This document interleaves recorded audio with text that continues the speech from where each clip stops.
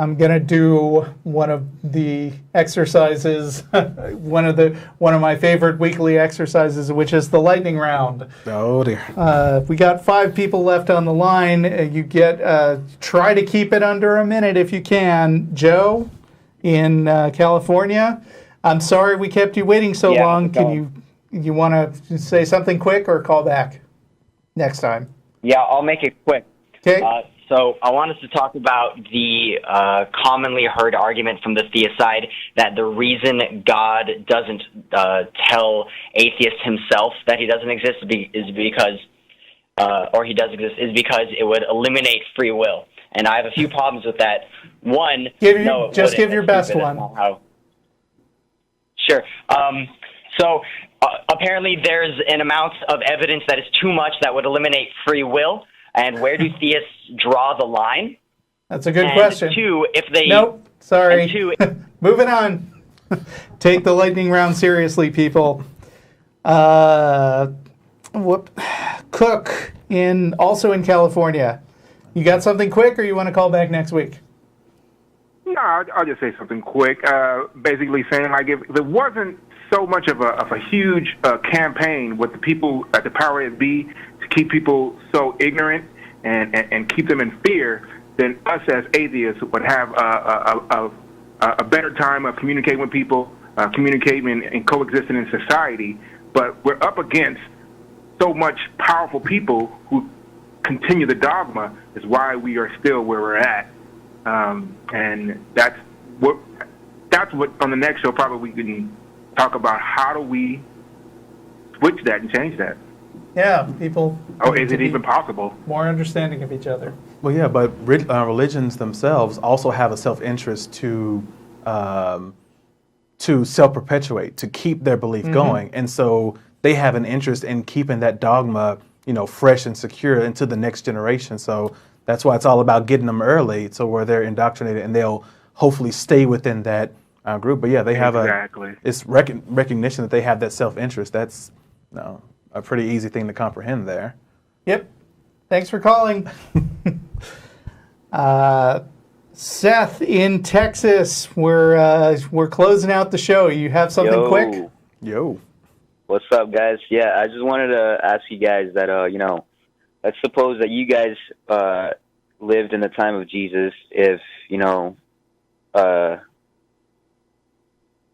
you guys lived upon the time of Jesus and you guys were talking to him, and everything, and he was actually, as he says he was, in the Bible, as he depicts himself, would you guys believe his word, or no? Did I get to see him rise from the dead?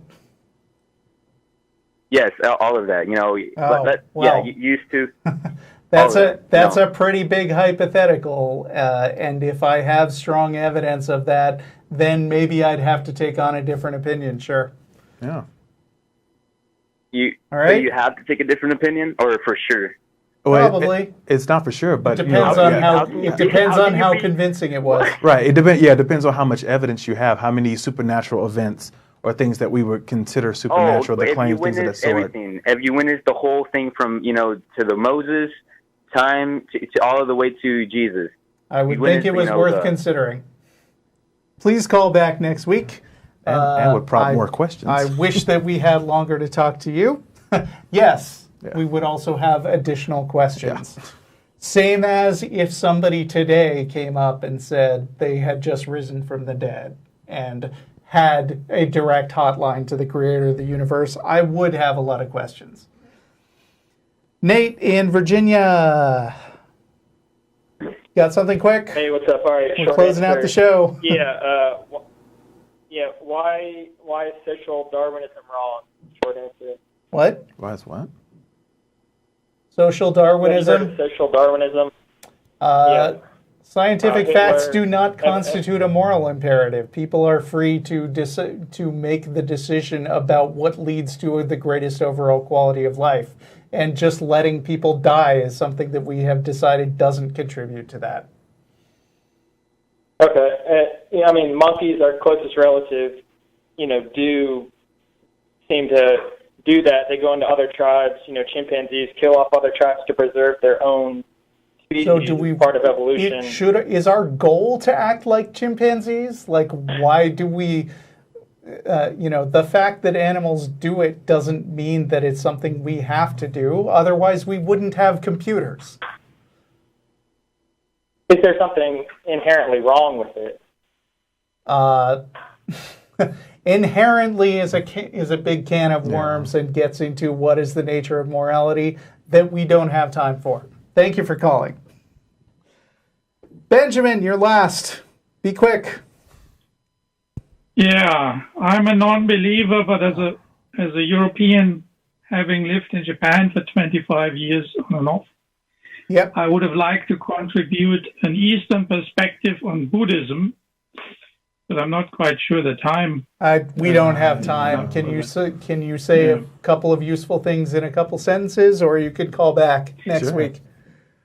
Maybe in a couple of sentences.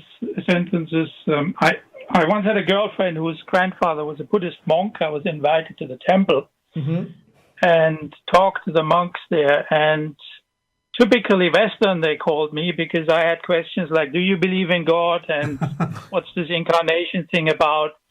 Because as an engineer, the incarnation just doesn't pass the Occam's razor for me, the whole recycling of business of souls and things. And they said, you're missing the point. And I asked them, what's the point? And they said, the point is the ethics. The stories don't matter, whether you believe or not.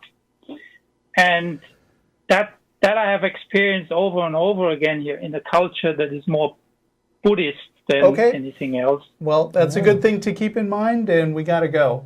Thank you for calling. Okay. Talk to you again. Thank you so much. Bye. That's our show. Thank you, Phil. No, that guy called in too late. Oh, the hands. Okay, I thought that was after. Gotcha. Right. It's great to be able to reach out to all of you. Check out Recovering from Religion and consider donating.